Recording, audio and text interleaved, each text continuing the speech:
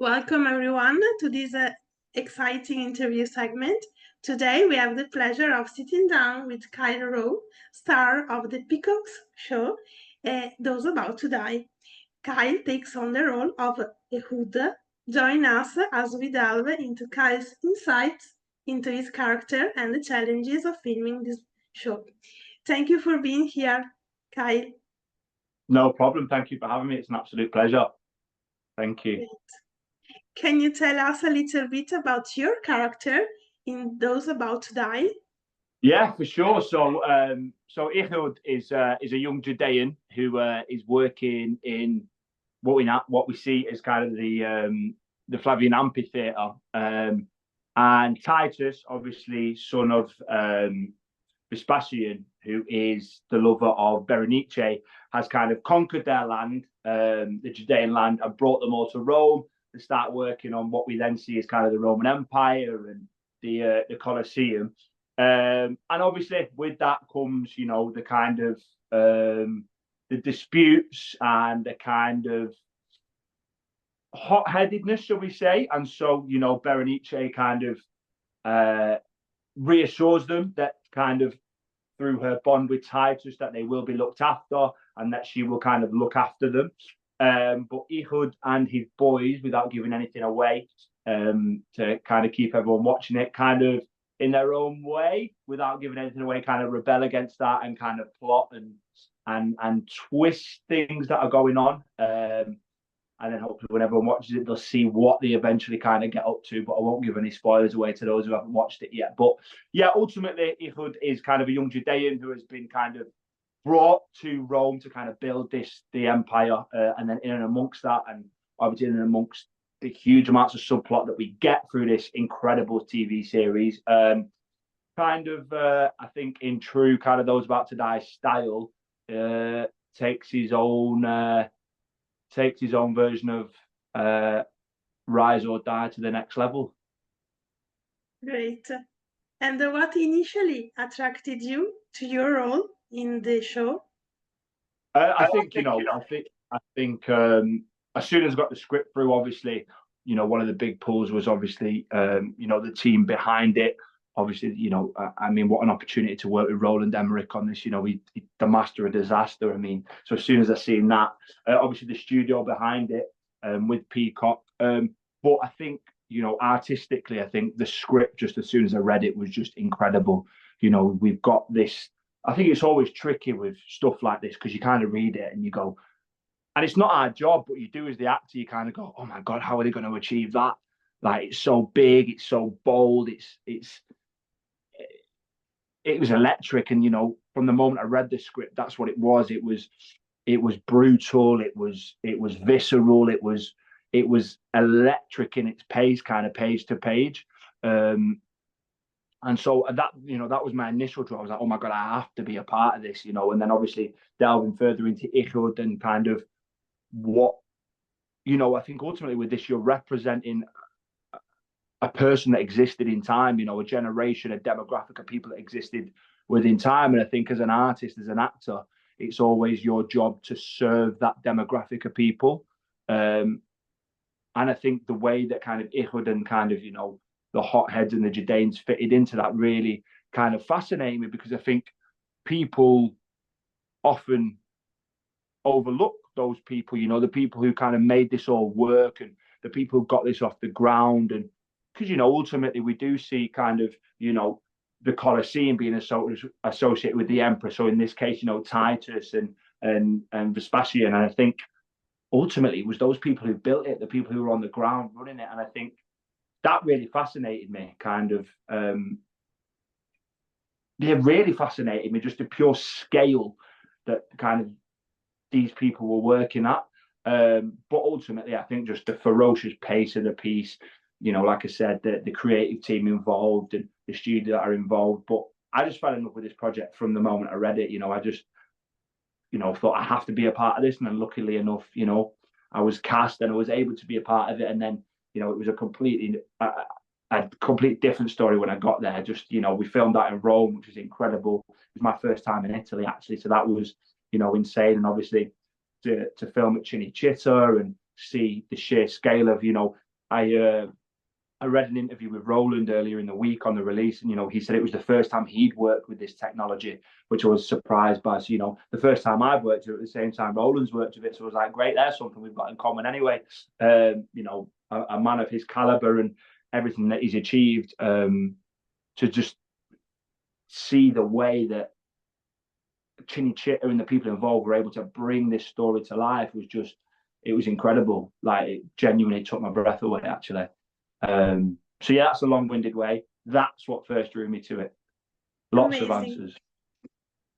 So, and what do you think makes this show so special and captivating? Yeah, I think now that the world is lucky enough to see this, I think we can see the sheer scale of it, and the velocity and the viscerality that I read as an actor way before this was ever shot. You could feel that on the page, and you could see what these stories meant to these people, because it is what it says. It's rise or die. It's survival of the fittest. And I think, for me, what's going to pull people to this is the sheer pace that goes on. And I think what we see with those about to die is a completely different side to the Roman Emperor. I think, to go as far as say the Roman Emperor hasn't been seen like this before. The chariot racing, the betting, the underground, the dark underground, the women, and how they contributed. And yeah, I think artistically, it's the viscerality, it's the gore, it's the blood. But I think the artistry of it is that kind of ultimately the underworld of Rome, and the underworld of the Roman Empire that I don't think we've seen before. I'm sure people watching these interviews seeing that kind of the behind the scenes, and just the level of artistry from all corners that's gone into this, from the CGI to the LED screens. And I think you see that when you sit down and watch it. And I think, for me, it is as simple as just the sheer scale of production on this one. That all comes together. It just takes your breath away. But yeah, I do think it comes down to well, personally for me, what I think it is that kind of, I didn't realize that the Roman Emperor was like this. Of course, I mean, I'm not sure if people are aware or they're unaware, but it was based on a book by Daniel. I've got it in my note. Daniel Mannix, I think, is the author's name. And I got a very old copy of this, and I read it, and just some of the statistics that I was pulling out, that are not specified in the actual script itself. But reading this book, even I was like, oh my God, this happened. We haven't heard this before. And what, 13 boars a day or 12 lions a day were being killed in this Colosseum, and what people were going through for entertainment to kind of get away from where the Roman Empire was at this time, and the corruption and the lack of money and the lack of investment and the lack of wealth. But actually, it all came down to entertainment. And I think ultimately that's what this series is. It's just a big, bold. Yes, of course, we've got the subplots and we've got the darker elements to it, but ultimately it's a show about sport. Ultimately, the chariot racing and the betting on that. And so yeah, it's just 100 miles an hour. And I think that's what made me fall in love with it right back at the start.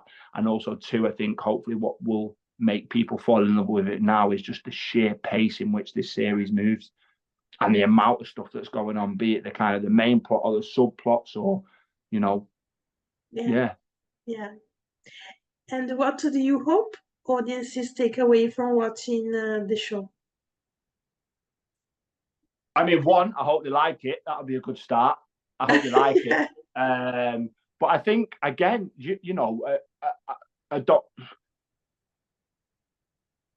what is the purpose of art, of television, of movies? And I think it's an ongoing question. Of course, it's to entertain. Absolutely, that's number one. But I think audiences will come away from this feeling educated. As silly as that sounds, I learned so much from reading the book and filming, and I learned so much more shooting that for the time I did than I did in 11 years of history lessons at high school. Do you know what I mean? I learned so much, and I'm hoping ultimately that's what audiences will take away, is an understanding, an education, and enlightening to ultimately, and it ultimately is an eye-opening experience of the experiences of and the building of the Roman Empire. And you know, it's not all good. You know, there's bad in there, there's underworld, there's dark, there's secret, there's brutality. And I think it's a real roller coaster of a series, of an adventure, of a story. Yeah, I think it's that. I think it's, you know, an education and understanding. I certainly did. One, reading it, and then two, you know, obviously watching it. That's what it is for me, I think, and hopefully that'll be reciprocated in the audiences that watch it as well. Great. And what was it like working with the rest of the cast on set? Oh, everyone was just gorgeous. Everyone was, you know,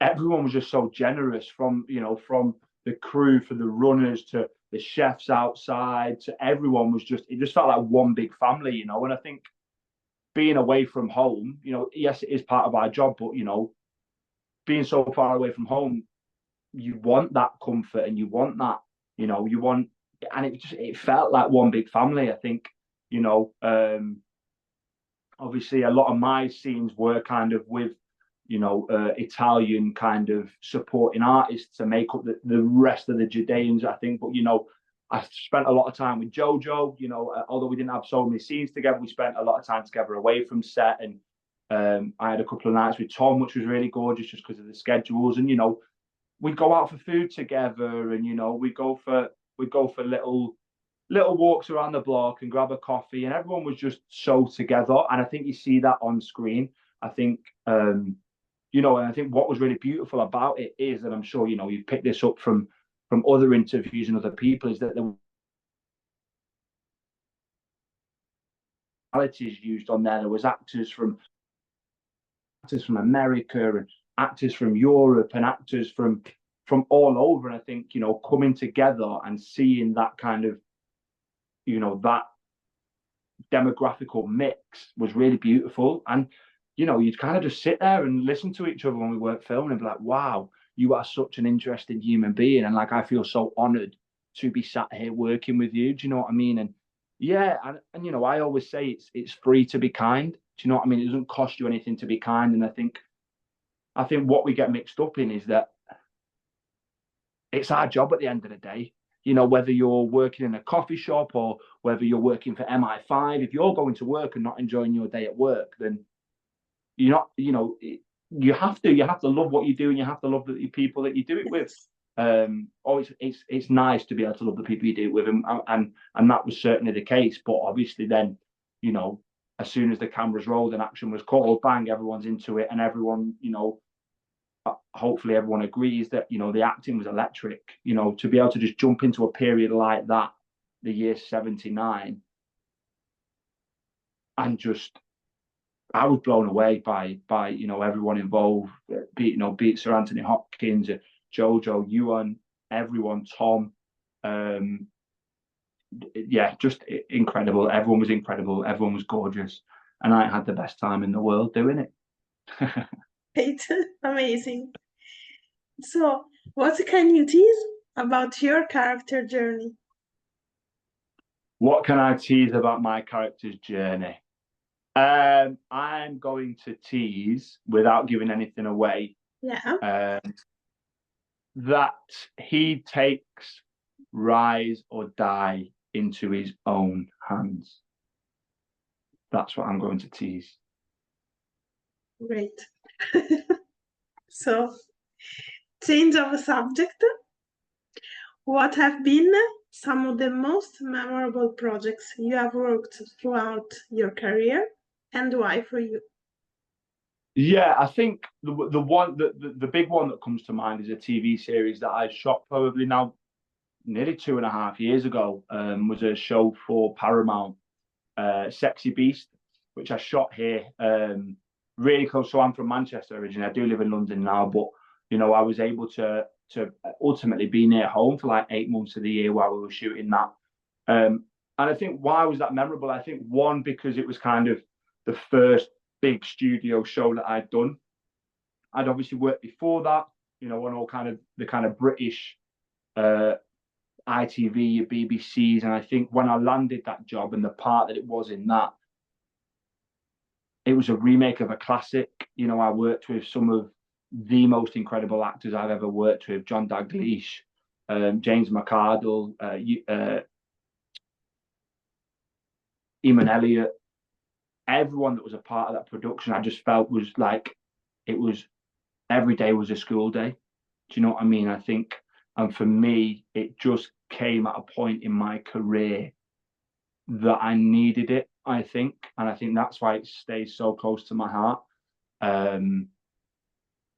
Yeah, I think it's as simple as that, to kind of pull the artistry away from it. I think it came at a point in my career where I really needed it. I don't know why. I just, something was very, very special about that job. Yeah, I don't, yeah, it just stays with me. I think that's the big one. Yeah, I'm gonna go with that. That kind of, for me at the minute, is kind of, you know, sits above anything else so far, I think. Amazing. So another question, change of subject again. At Survive the Shows, we are big fans of Christmas rom-coms. What is your all-time favorite or Christmas movie? It's okay too. Is it a Christmas movie? I'm going to go with The Holiday. Great. Is that a Christmas movie? It's a How can Christmas we cheat? rom-com. So There we go. Nailed it. Spot on. And if anyone out there wants to do a holiday swap with me, if there's anyone out in New York or LA or Rome or Napoli or Florence, I'm here. We can do a real life holiday. Happily. Great. So the last question. Can you tease something about your next projects?